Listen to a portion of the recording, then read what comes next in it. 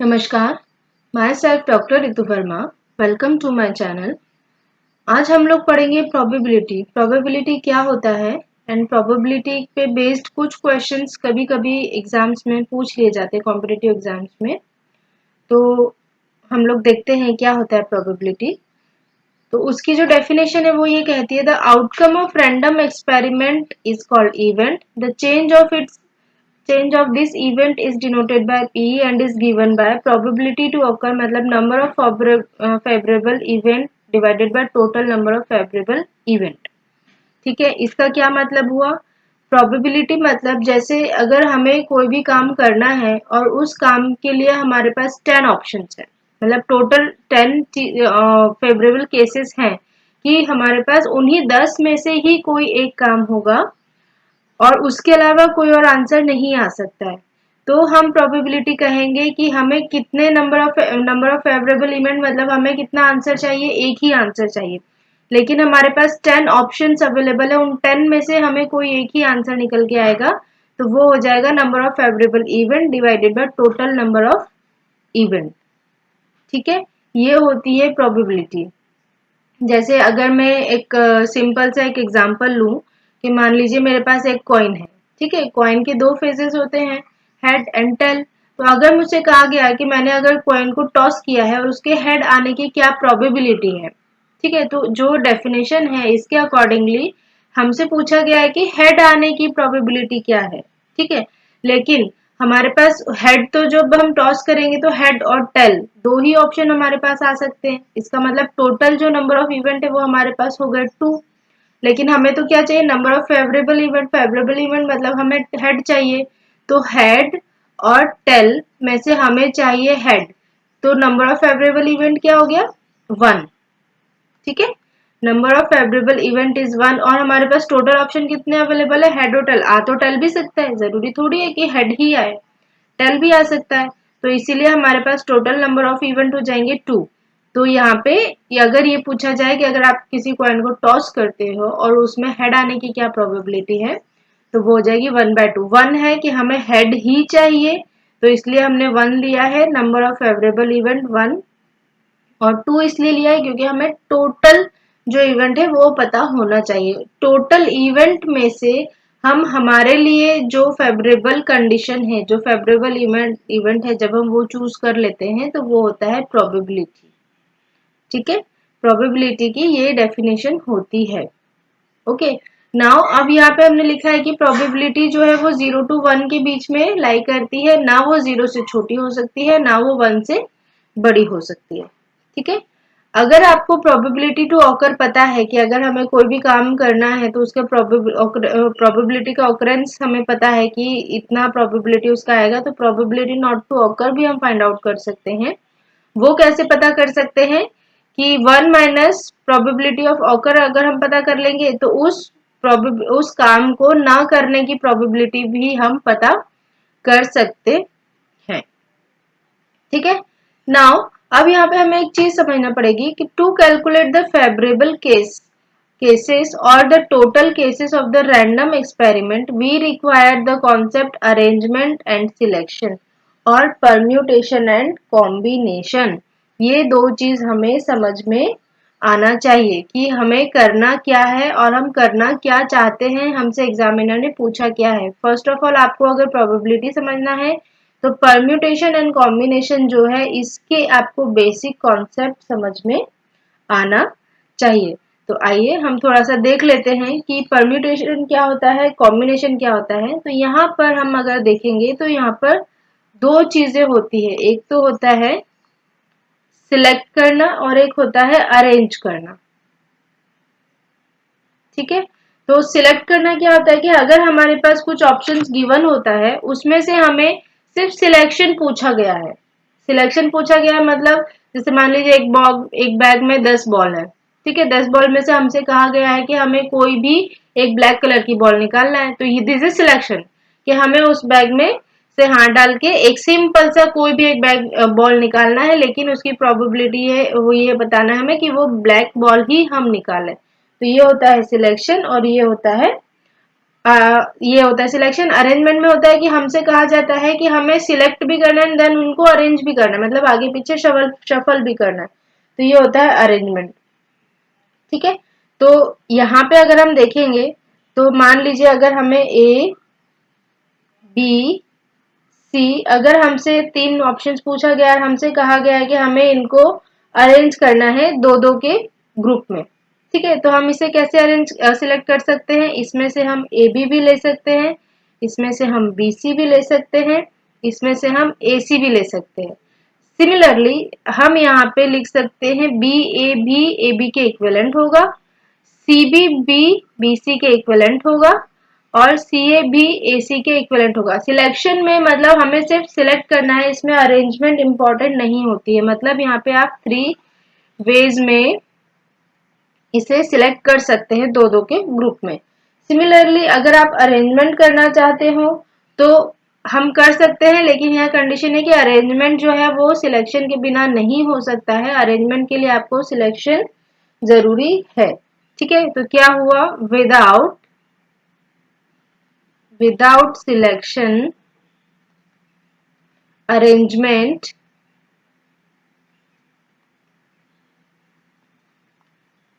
Can not be done. ठीक है, मतलब अगर हमें अरेंज करना है तो हमें सिलेक्शन करना जरूरी है।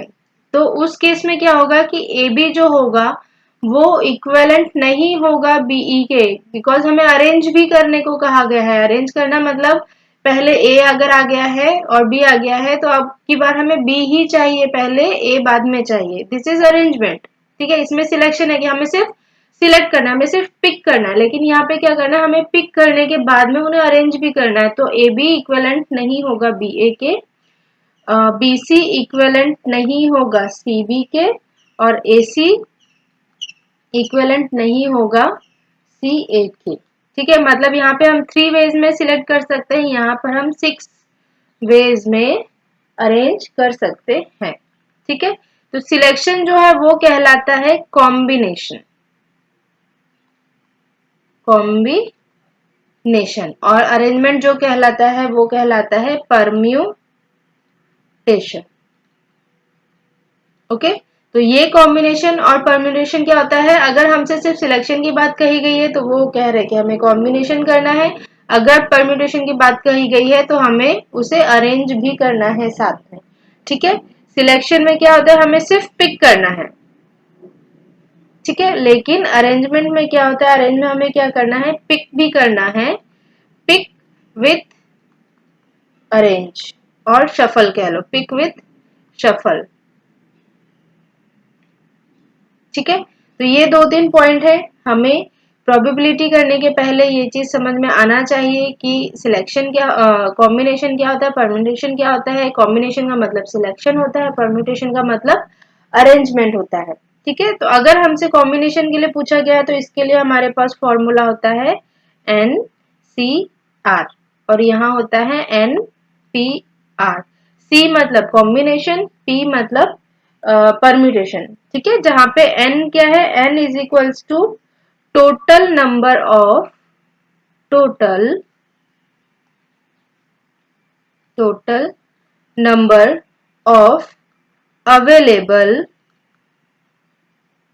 रिसोर्सेस। मतलब हमें ये कह दिया गया है, जैसे यहाँ पे अगर हम देखें एबीसी में से total number of available resources कितने हो जाएंगे, 1 2 3, ये 3 हमारे पास अवेलेबल हैं। अब इसमें से हमें क्या पिक करना है, क्या सिलेक्ट करना है, वो है R. R is at a time of taken resources, taken resources मतलब हमसे क्या कहा गया, टोटल कितने अवेलेबल है उसमें से हमें क्या सिलेक्ट करना है या अरेंज करने के लिए कहा गया है, वो होता है आर।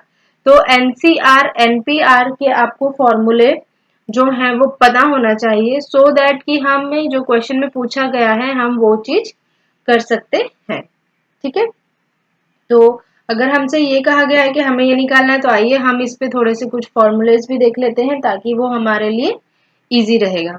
तो फर्स्ट तो है कि एन सी आर क्या होता है, तो n C r is equals to factorial n divided by n minus of r factorial into r factorial. ठीक है। सिमिलरली अगर हमसे NPR कहा गया है तो NPR होता है factorial n divided by n minus of r factorial. ये चीज हमें NCR NPR का फॉर्मूला याद होना चाहिए। ठीक है। सिमिलरली जब हमें अगर ये फॉर्मूले पता है तो कुछ छोटी छोटी चीजें हैं जो हमें क्वेश्चन सॉल्व करने में हेल्प करेगी। लाइक कि अगर हमसे कहा गया है कि n माइनस वन, अगर इस टाइप में कुछ फॉर्मूला बन रहा है तो उसको हम लिख सकते हैं n। अगर हमारे पास बन रहा है NC0 मतलब हमें n रिसोर्सेस अवेलेबल है लेकिन उसमें से 0 को पिक करना है तो उसकी वैल्यू हो जाएगी 1। सिमिलरली अगर हमें NP0 जो है वो पता करना है तो ये भी 1 हो जाता है। नाउ अगर हमें ये चीज इस टाइप से कुछ फॉर्मूला रिड्यूस होकर के आता है NC1 तो NC1 हो जाता है NP1 भी हो जाता है n। इसके बाद में अगर हमारे पास आता है NCN तो वो भी होता है 1, और अगर आता है NPN तो वो होता है फैक्टोरियल n। ठीक है। नाउ अगर हमारे पास कोई फॉर्मूला रिड्यूस होके आता है NCN माइनस ऑफ R तो हम उसे लिख सकते हैं NCR।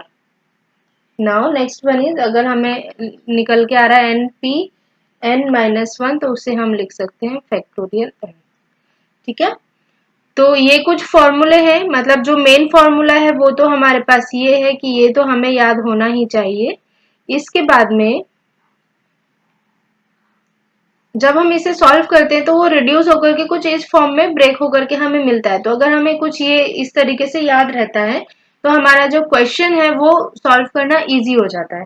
ठीक है। तो इसमें से हम तीन चीज याद कर ही लेते हैं कि अगर NC0 अगर हमें 0 पिक करना है, अरेंज करना है तो उसकी वैल्यू 1 हो जाएगी। नाउ NC1 मतलब अगर हमारे पास n रिसोर्सेस अवेलेबल है उसमें से हमें सिलेक्ट करना है 1 को तो वो n नंबर ही हो जाता है। सिमिलरली अगर हमें अरेंज करना है तो वो भी n नंबर ही हो जाता है। ठीक है। लेकिन अगर हमसे कहा गया है कि अगर हमारे पास n रिसोर्स अवेलेबल है और अगर हमें उन्हीं nओ को ही अरेंज करना है तो ये हो जाएगा फैक्टोरियल n। मतलब जैसे अगर हमारे पास कुछ चीज गिवन है, ठीक है, मान लीजिए कहा गया है कि 6 बॉयज सिटिंग है, बैठे हुए हैं। ठीक है। अब हमसे कहा गया है कि उन्हें हमें शफल कराना है तो अगर 6 ही रिसोर्स अवेलेबल मतलब 6 बॉयज अवेलेबल है और हमें उन 6 को ही शफल कराकर बिठाना है तो उसे हम फैक्टोरियल n करके भी लिख देंगे सो दैट हमें ये जो NPN है उसका जो फॉर्मूला है उसे हमें ब्रेक करने की जरूरत नहीं पड़ेगी। हम डायरेक्टली फैक्टोरियल n करके हमारा जो क्वेश्चन है वो इजीली हम सॉल्व कर लेंगे। ठीक है। तो नाउ अब इसके कुछ फंडामेंटल कॉन्सेप्ट्स हैं, हम वो समझ लेते हैं। तो फंडामेंटल प्रिंसिपल काउंटिंग और प्रोडक्ट रूल। ठीक है। ये क्या होता है? फर्स्ट रूल क्या होता है? If a work is done in m ways another work is done in n ways then the total work can be done in m cross n ways। ठीक है। ये हमसे कहा गया है तो इसी पे बेस्ड हम एग्जांपल देख रहे थे। m ways और n ways क्या होता है? एग्जांपल है the number of 2 digit number using 1 to 9 without repetition of the digit that can be formed is 9/8। अब ये 9 क्रॉस 8 कहाँ से आया? हमसे कहा गया कि हमें 2 डिजिट नंबर फॉर्म करना है लेकिन वो 1 से 9 के बीच में होना चाहिए, 0 हमें इसमें इंक्लूड नहीं करना है और विदाउट रिपीटेशन जो हम नंबर सिलेक्ट करेंगे उन्हें रिपीट नहीं कराना चाहिए। मतलब सबसे पहले अगर हम इस डिजिट की बात करें तो यहाँ पे हमें कहा गया कि 1 से लेकर के 9 तक का हम कोई भी नंबर पिक कर सकते हैं। ठीक है। तो यहाँ पे तो हमें क्या करना है? इसे पिक करना है। तो हमने 1 से 9 कितने नंबर्स अवेलेबल है हमारे पास? 9 मतलब टोटल 9 रिसोर्सेस हमारे पास अवेलेबल है। 9 रिसोर्सेस में से हमें पिक करना है 1 तो हम या सिलेक्ट करना है 1, हम सिलेक्ट भी कर सकते हैं क्योंकि अरेंज तो हमें करना नहीं है। तो ये हो जाएगा 9 हमारे पास अवेलेबल है, 9 में से हमें एक सिलेक्ट करना है और वो 1 है तो 9C1। तो हमने प्रीवियस उसमें देखा है 9C1 मतलब NC1 की क्या वैल्यू हो जाएगी? n। तो यहाँ पे 9C1 मतलब ये इक्वलेंट हो जाएगा 9 के, तो यहाँ हमारा आ जाएगा 9 इंटू अब कितना बचा? 1 से लेकर के 9 में से कोई एक तो हमने यहाँ ले लिया है। उसके बाद अब हमारे पास ऑप्शंस बच जाते हैं 1 से लेकर के 8 तक। मतलब 8 डिजिट, आप 1 से नंबर मत समझिएगा, ये हमारे पास कितने नंबर के ऑप्शंस अवेलेबल है। जरूरी नहीं है कि जैसे हमने 9 लिखा है, ये 9 ये नहीं है कि हमने 9 सिलेक्ट किया है। ये 9 ये है कि 1 से लेके 9 तक जो डिजिट है उसमें से कोई भी एक हमने यहाँ सिलेक्ट किया है। तो अगर हमने कोई भी एक यहाँ सिलेक्ट कर लिया तो अब हमारे पास कितने नंबर बचे हुए हैं, 8 नंबर बचे, हमें उन्हीं 8 में से यहाँ पर सिलेक्ट करना होगा। तो यहाँ क्या हो जाएगा 8C1, 8C1 मतलब यहाँ आ जाएगा 8, तो ये हो जाएगा 8। तो 9 इंटू 8 आपका आंसर आ जाएगा। अगर आपसे पूछा जाता है कि अगर हमें 2 डिजिट नंबर फॉर्म करना है, हमें 1 से लेकर के नंबर को में से कोई भी पिक कर सकते हैं, लेकिन रिपीटेशन नहीं होना चाहिए, विदाउट रिपीटेशन, तो ये हमारा आंसर होगा। ठीक है, तो ये चीज हमें समझ में आना चाहिए कि कब हमें सिलेक्ट करना है, कब हमें अरेंज करना है। अगर हमें सिलेक्ट भी करना है तो ये चीज आप थोड़ा सा याद रखिए, आगे क्वेश्चंस में हमारे लिए थोड़ा इजी होगा। ओके, कि अगर हमें सिलेक्ट करना होता है, अगर हम वन चीज एन रिसोर्स में से कोई एक चीज सिलेक्ट करें तो हम डायरेक्टली वो नंबर ही लिख सकते हैं, मतलब जो रिसोर्सेस टोटल है वो ही हम लिख सकते हैं।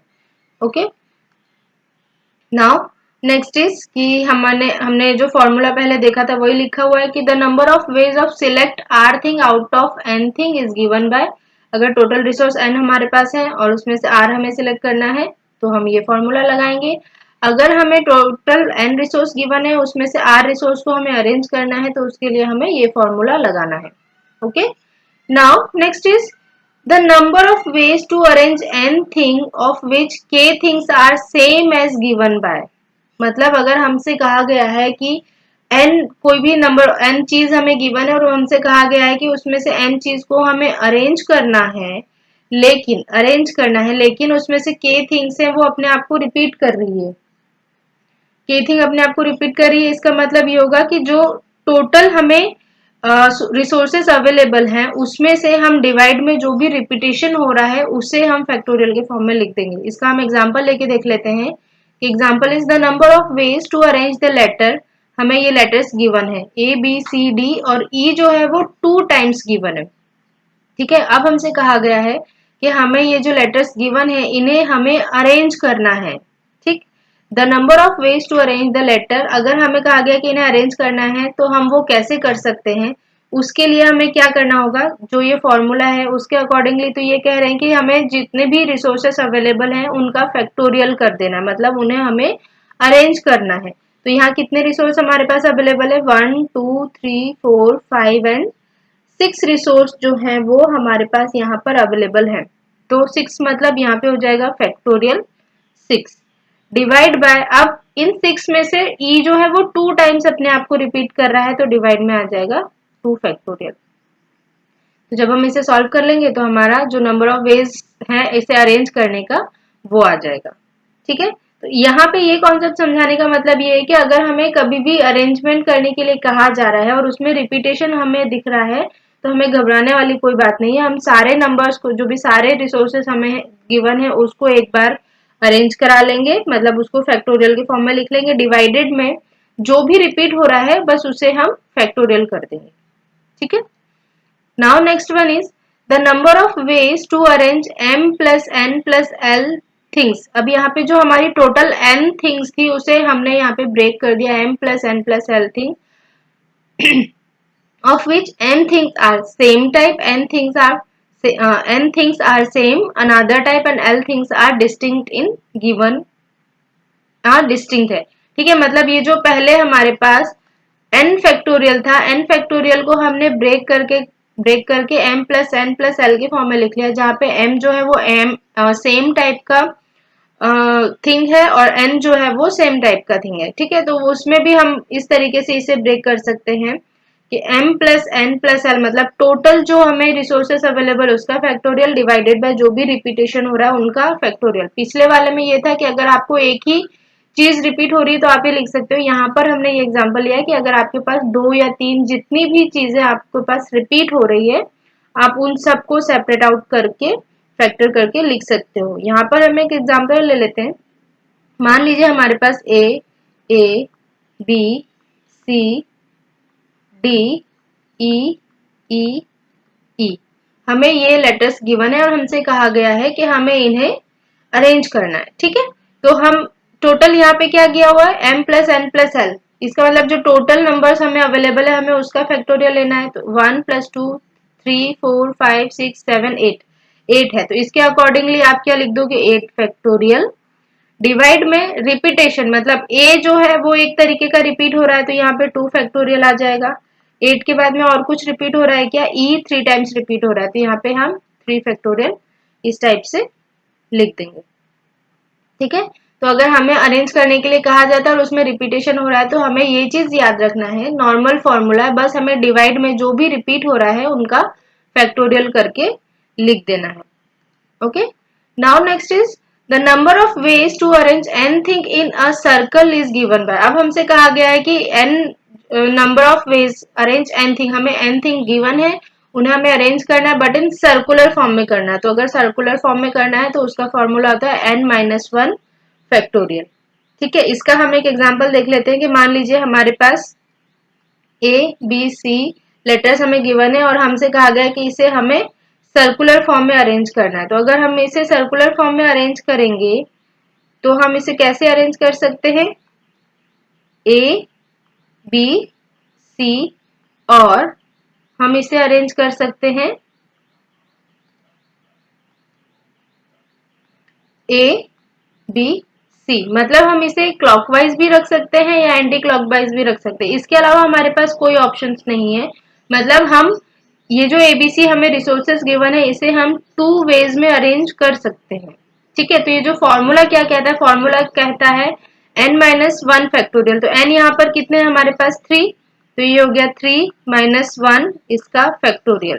तो इसको जब आप सॉल्व करोगे तो 3 - 1 2 फैक्टोरियल, 2 फैक्टोरियल को हम लिख सकते हैं 2 × 1 इज इक्वल्स टू 2 वेज, मतलब फॉर्मूले के अकॉर्डिंगली भी 2 वेज आ रहा है और हमने ये छोटा सा नंबर था तो हमने खुद ही सॉल्व करके देख लिया है तो उसके अकॉर्डिंगली भी ये 2 वेज के थ्रू ही हम इसे सॉल्व कर सकते हैं।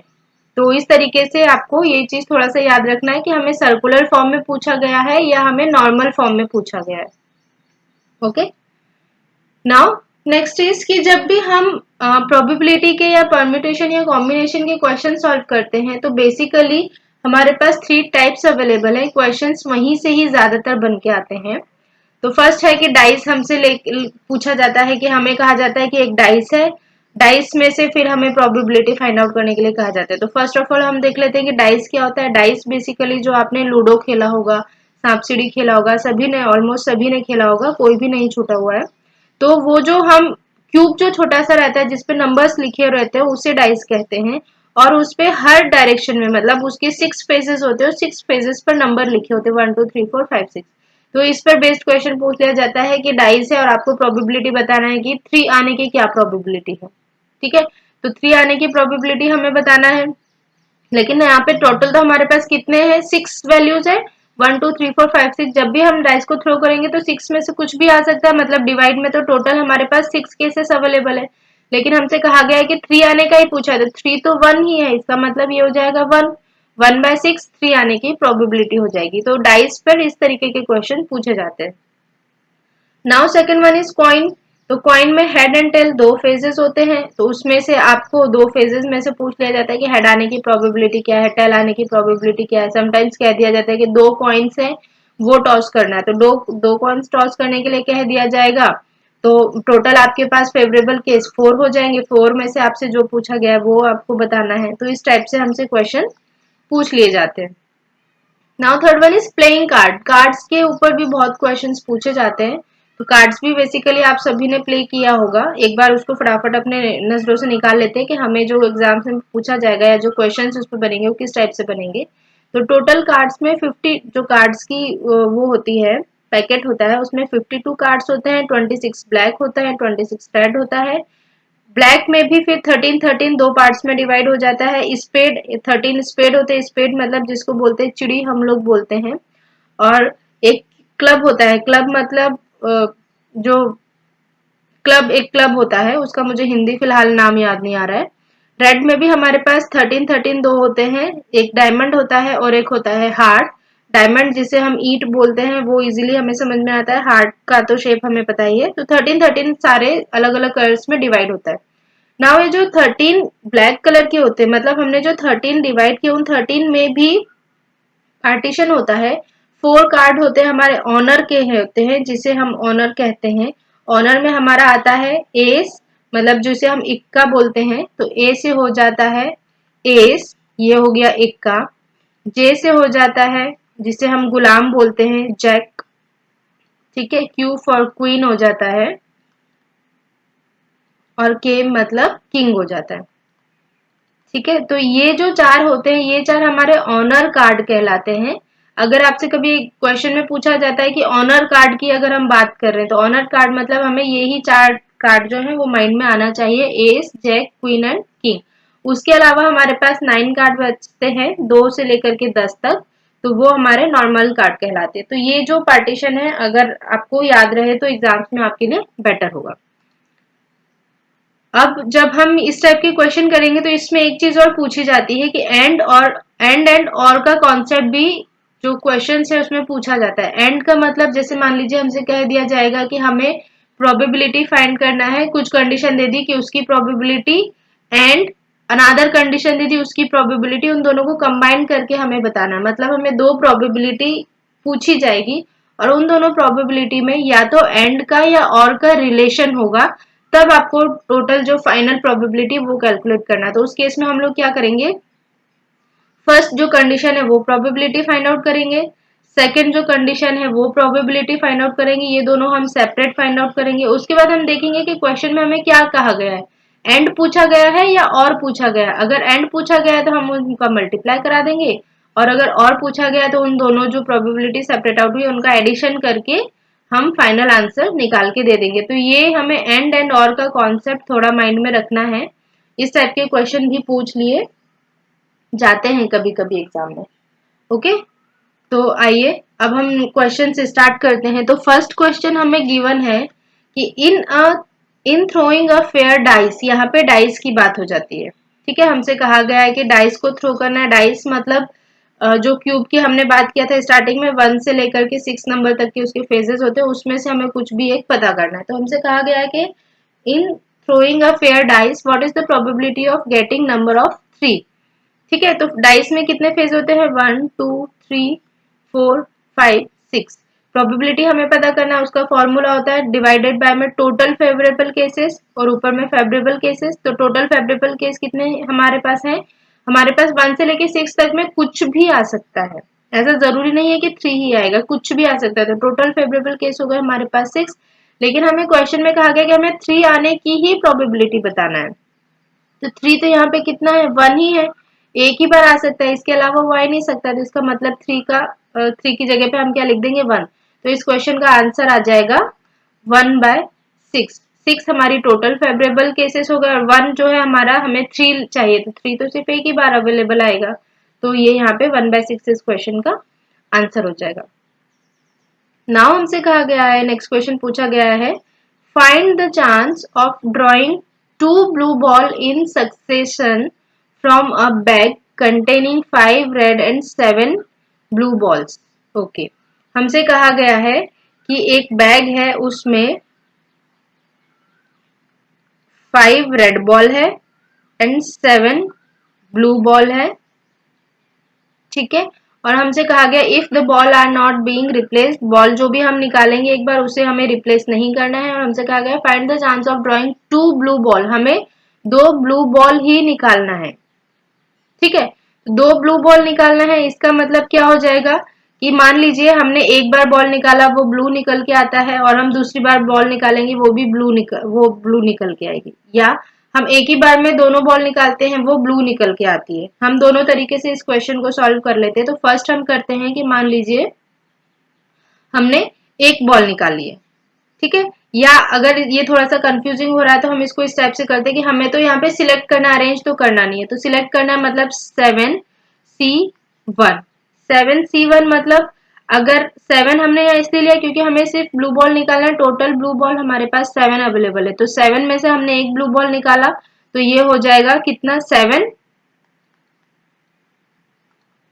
ये हो जाएगा 7, और डिवाइड बाय कितनी बॉल है, 7 + 5, टोटल 12 बॉल है। तो 12 में से कोई एक बॉल हमारी निकल के आ जाएगी, तो ये हो जाएगा 7/12। ये तो हमने निकाला एक बॉल। नाउ अब हमें दूसरी बॉल निकालना है। तो दूसरी बॉल जब हम निकालेंगे तो दूसरी बॉल की क्या प्रोबेबिलिटी हो जाएगी कि एक बॉल तो हम 7 में से निकाल चुके हैं, मतलब यहाँ पे अब हमारे पास ब्लू बॉल 6 बचती है। तो अब हम क्या करेंगे कि 6C1 हम निकालेंगे। 6C1 मतलब हमें 6 ब्लू बॉल्स अवेलेबल है, उसमें से एक निकालना है, तो हमने ये निकाल लिया डिवाइडेड में।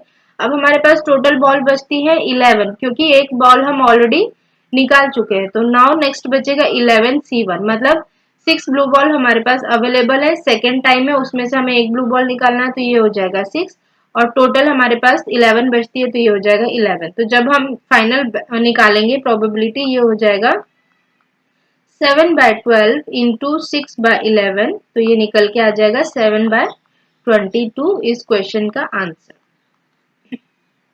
ठीक है, तो आप चाहें तो सेपरेट सेपरेट करके भी बॉल निकाल के देख सकते हैं, आप चाहें तो एक ही बार में निकाल के देख सकते हैं, आंसर सेम ही आएगा।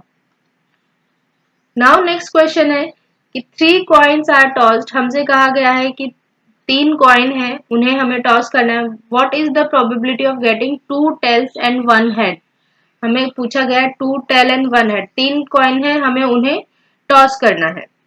ठीक है, तो जब हम 3 कॉइन्स को टॉस करते हैं, तो मान लीजिए कॉइन 1, कॉइन 2, कॉइन 3 हो गया, तो हमारे पास कुछ भी आ सकता है।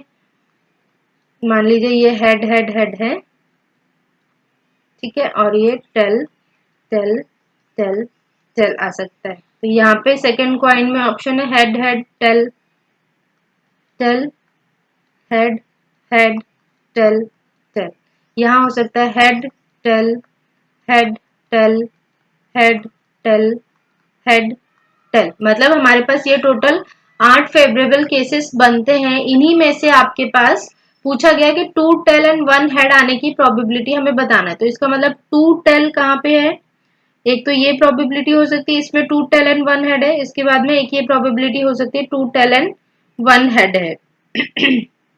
इसके बाद ये भी है कि 2 टेल और 1 हेड यहाँ से भी हो सकता है, मतलब टोटल हमें 2 टेल 1 हेड के केसेस चाहिए, मतलब वो केसेस हो गए 3, और टोटल कितने केस हुए, टोटल केस हुए 8, तो 3/8 इस क्वेश्चन का आंसर हो जाएगा। Now next is a bag contain 4 black and 5 red ball if 3 balls from the bag are chosen। ठीक है, हमें क्या कहा गया है कि बैग में, एक बैग है उसमें 4 ब्लैक बॉल है, 5 रेड बॉल है। If 3 bags drawn if 3 balls from the bag are chosen at random, what is the chance that they are all black। हमसे कहा गया है कि इनमें से हमें एक ही बार में तीनों बॉल निकालना है, 3 बॉल निकालना है, लेकिन एक ही बार में निकालना है। इसका मतलब क्या हुआ, और कहा गया कि वो ब्लैक ही होना चाहिए, तो ब्लैक कितने 4 है, इसका मतलब हमें क्या करना है, सिलेक्ट करना है 4C3, तो ये हो गया 4 में से हमें 3 बॉल सिलेक्ट करना है, तो ये हुआ 4C3 डिवाइड बाय टोटल कितनी बॉल्स हमारे पास अवेलेबल है, तो ये हो जाएगा 9C3। 9 में से, इन 9 में से कोई भी आ सकती है, लेकिन प्रोबेबिलिटी हमें बताना है कि वो ब्लैक ही हो, तो ये हो जाएगा 4C3। तो जब हम इसे सॉल्व करेंगे पूरा, तो ये आपका आंसर आ जाएगा 1/21। आपको 4C3 और 9C3 का फॉर्मूला आपको लगाना है यहाँ पर और सॉल्व करेंगे, तो इसका आंसर आएगा 1/21। नाउ नेक्स्ट क्वेश्चन है, in a single throw of 2 dice what is the probability of doublet. सबसे पहले हमें यहाँ देखना है कि डबलेट क्या होता है, उसके बाद हम क्वेश्चन समझेंगे। डबलेट मतलब सेम नंबर, मतलब जैसे अगर हमें डाइस को थ्रो करना है, in a single throw of dice, 2 dice, एक बार में 2 डाइस को थ्रो करें, इसका मतलब दोनों पे सेम नंबर आएगा। जैसे फर्स्ट डाइस पे 1 आया तो सेकंड पे भी 1 आएगा, फर्स्ट डाइस पे सेकंड आया तो सेकंड पे भी सेकंड आएगा, फर्स्ट पे थर्ड आया है तो सेकंड पे भी थर्ड आएगा, फोर्थ पे फर्स्ट पे 4 आया है तो सेकंड पे भी 4 आएगा, फर्स्ट पे 5th आया है तो सेकंड पे भी 5th आएगा, एंड फर्स्ट पे अगर 6 आया है तो सेकंड पे भी 6 आएगा। ये चीज हम डबलेट का ये मतलब होता है कि अगर दोनों डाइस थ्रो करें तो दोनों पे सेम नंबर ही आएगा। तो हमसे पूछा गया कि in a single throw of 2 dice what is the probability of doublet. ठीक है, तो डबलेट की हमें पूछा गया कि डबलेट आने की क्या प्रोबेबिलिटी, तो डबलेट आने की प्रोबेबिलिटी में हमें टोटल कितने केसेस, मतलब कितनी बार सेम नंबर आ सकता है, तो ये तो हमारे पास 6 ऑप्शंस हो गए कि ये ही आ सकता है 1 1 2 2 3 3 4 4 5 5 6 6, लेकिन टोटल फेवरेबल केस कितने में, 2 डाइस से, मतलब 36 टोटल फेवरेबल केस हो सकते हैं। 36 मतलब अगर मान लो फर्स्ट टाइम में 1 आता है तो सेकंड वाला जो डाइस है उसमें हो सकता है 2 आ जाए। फर्स्ट डाइस में अगर 1 आता है तो सेकंड डाइस में हो सकता है 3 आ जाए। फर्स्ट डाइस में अगर 1 आता है तो हो सकता है सेकंड डाइस में 4 आ जाए। इस तरीके से जब हम सारे नंबर्स काउंट करेंगे तो वो निकल के आएंगे 36। मतलब हो सकता है कि सेकंड डाइस में जब 6 हो तो फर्स्ट डाइस में जब 6 आ रहा हो तो सेकंड डाइस में 5th आ रहा हो। इस तरीके से टोटल हमारे पास 36 केसेस होते हैं। उनमें से हमें डबलेट चाहिए तो डबलेट की पॉसिबिलिटी हो जाती है 6। मतलब ये ही 6 आ सकते हैं। तो 6/36 मतलब 1/6 इस क्वेश्चन का आंसर होगा।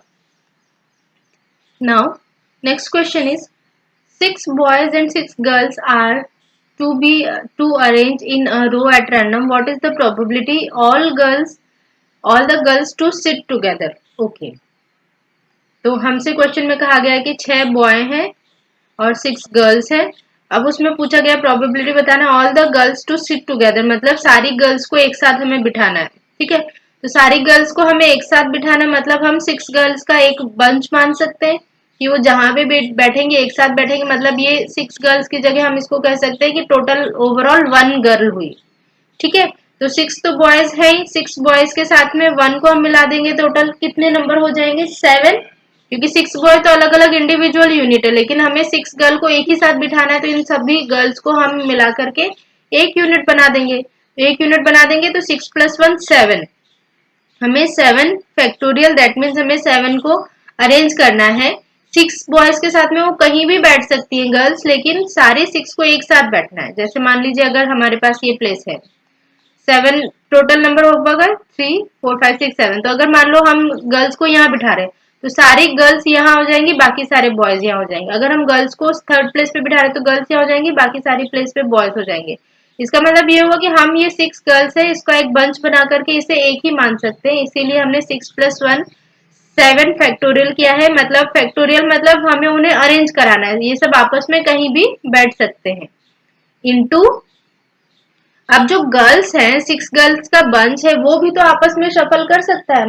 मतलब कि जैसे जरूरी तो नहीं है कि जो 6 गर्ल्स है वो सब एक जैसे बैठे। जो 6 नंबर जैसे मान लीजिए 6 गर्ल्स ये हमें नाम नाम हम मान लीजिए रीना, मीना, गीता, ये 3 नाम हो गए, सीता, टीना, अंशिका। ठीक है, ये 5-6 गर्ल्स हैं, इनका ग्रुप है।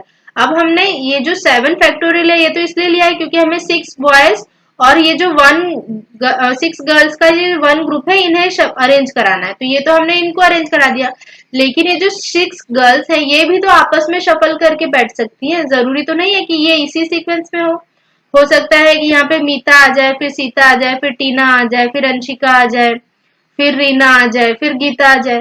तो ये सब 6 गर्ल्स भी आपस में शफल शफल कर सकती है। इसीलिए यहाँ पर 6 फैक्टोरियल की जो गर्ल्स है उनका इंडिविजुअल शफलिंग भी हो जाएगा।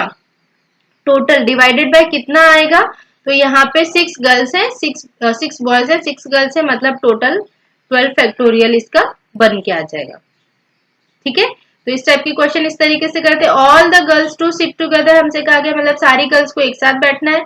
तो 6 बॉयज हो गए, 6 गर्ल्स का एक बंच हो गया, तो 7 फैक्टोरियल उनको हमने आपस में शफल करा दिया। लेकिन जो 6 गर्ल्स हैं वो भी इंडिविजुअली शफल करेंगे अपने आप में ग्रुप के अंदर ही अंदर। तो वो गया 6 factorial divided by 12 factorial. Now B हमसे कहा गया है no 2 girl to sit together. अब हमसे कह दिया गया है कि कोई भी 2 लड़की आपस में नहीं बैठेगी। ठीक है, इसका मतलब क्या हुआ कि एक लड़की एक लड़का, एक लड़की एक लड़का, ये सब आपस में इंटरचेंज करके बैठेंगे। मतलब कोई भी कम से कम 2 लड़की एक साथ नहीं बैठना है। तो इसका मतलब ये होगा हमें इस तरीके से अरेंज कराना है। तो हम क्या करते हैं, no 2 girl to sit together. Boys हैं, बॉयज को आपस में शफल करा लेते हैं सबसे पहले। तो ये तो हो जाएगा 6 फैक्टोरियल बॉयज के लिए इनटू, अगर हमें साथ में नहीं बिठाना है मतलब गर्ल्स को साथ में नहीं बिठाना है तो हम इसे इस तरीके से अरेंज कर लेते हैं।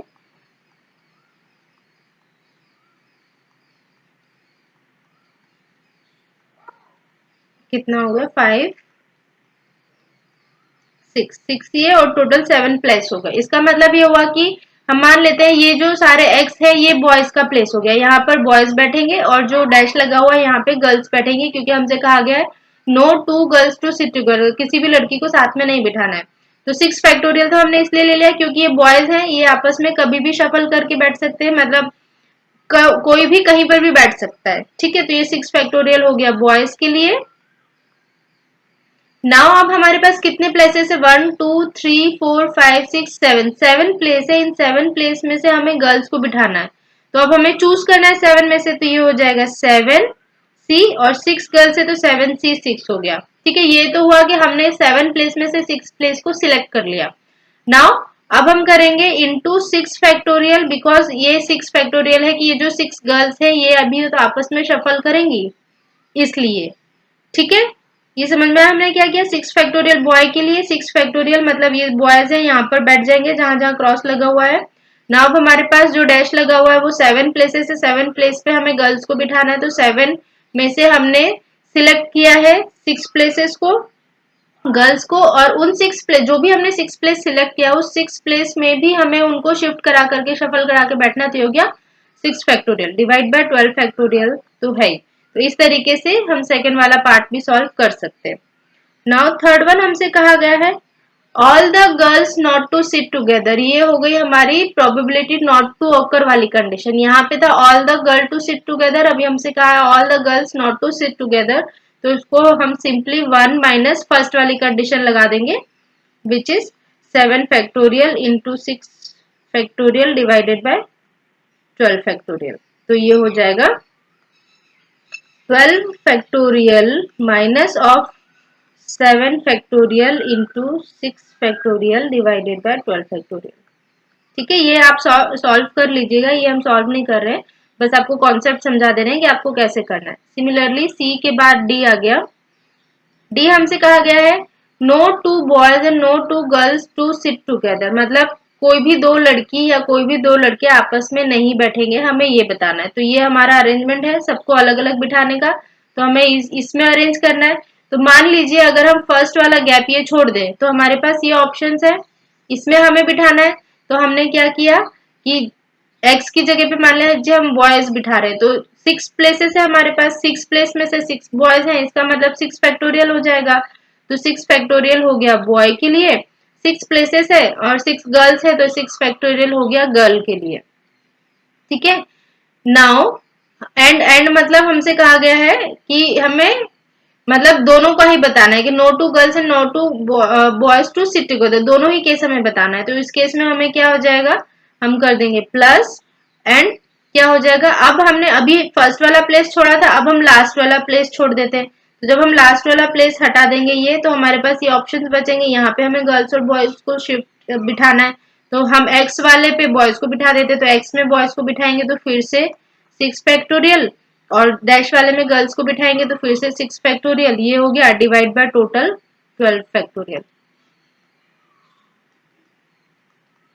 समझ में आया ये कैसे हुआ। हमसे क्वेश्चन में कहा गया no two boys and no two girls to sit together, तो हम इस तरीके से उन्हें बिठा सकते हैं। फर्स्ट केस में हम लोग क्या करेंगे, ये वाला प्लेस छोड़ देंगे, तो हमें यहाँ से लेकर के यहाँ तक के ये ऑप्शंस रहेंगे। यहाँ पे हमें बॉयज गर्ल्स को बिठाना है, 6 प्लेसेस है, 6 बॉयज है तो हमने 6 फैक्टोरियल कर दिया, 6 प्लेसेस है, 6 गर्ल्स है तो 6 फैक्टोरियल कर दिया। नाउ प्लस अब हम ये वाला लास्ट वाला प्लेस छोड़ देंगे, फर्स्ट वाले प्लेस को कंसिडर करके चलेंगे, तो ये यहाँ से यहाँ तक में सेम 6 प्लेसेस है, 6 बॉयज है, 6 फैक्टोरियल, 6 प्लेसेस है, 6 गर्ल्स है, 6 फैक्टोरियल डिवाइड बाय 12 फैक्टोरियल। इस तरीके से हम ये क्वेश्चन सॉल्व कर सकते हैं।